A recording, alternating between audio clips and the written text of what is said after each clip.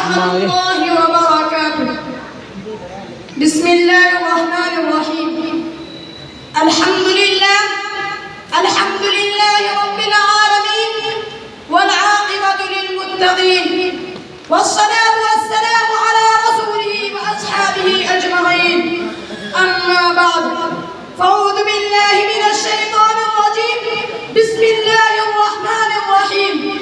لقد كان لكم في رسول الله أسوة حسنة. دل میں عشق نبی ہو تو عبادت قبول ہے، ورنہ ہزاروں سجدے کرنے سب فضول ہے. برادران ملت اور حاضرین جلسہ، اللہ رب العزت نے اس عالم میں بہت ساری چیزیں پیدا کی ہیں.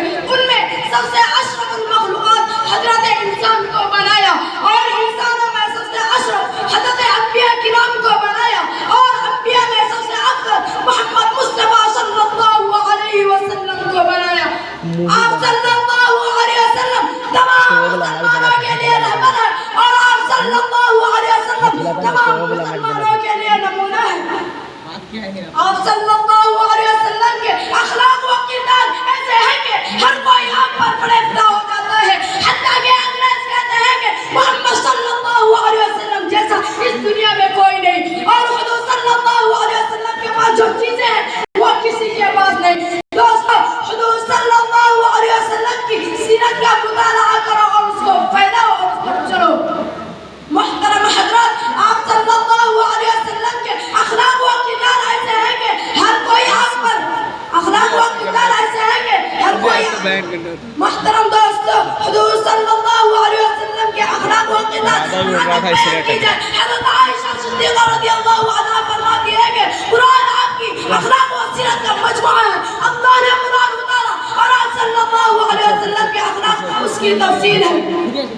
آپ صلی اللہ علیہ وسلم نے کسی غزوہ سے واپس لوٹ رہے تھے، اور آپ صلی اللہ علیہ وسلم اور آپ کے ساتھی کسی الگ جگہ آرام کے لیے اترے، کپڑے دھو کر چھکائے اور سب آرام کرنے لگے.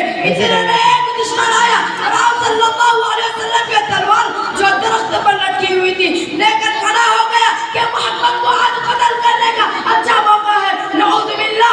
آپ صلی اللہ علیہ وسلم بیدار ہوئے اور کھڑے ہو گئے. اس دشمن نے کہا کہ بتا محمد، اب تجھ کو مجھ سے کون بچائے گا؟ وہ آپ صلی اللہ علیہ وسلم نے اطمینان کے ساتھ جواب دیا.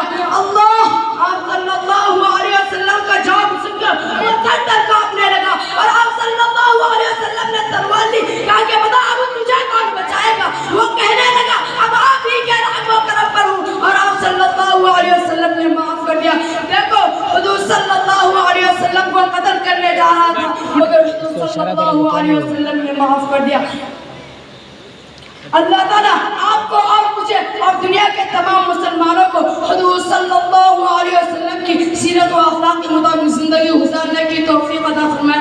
کہ محمد سے وفا تو نے تو ہم تیرے ہیں، یہ جہاں کیا چیز ہے، لوح و قلم تیرے ہیں.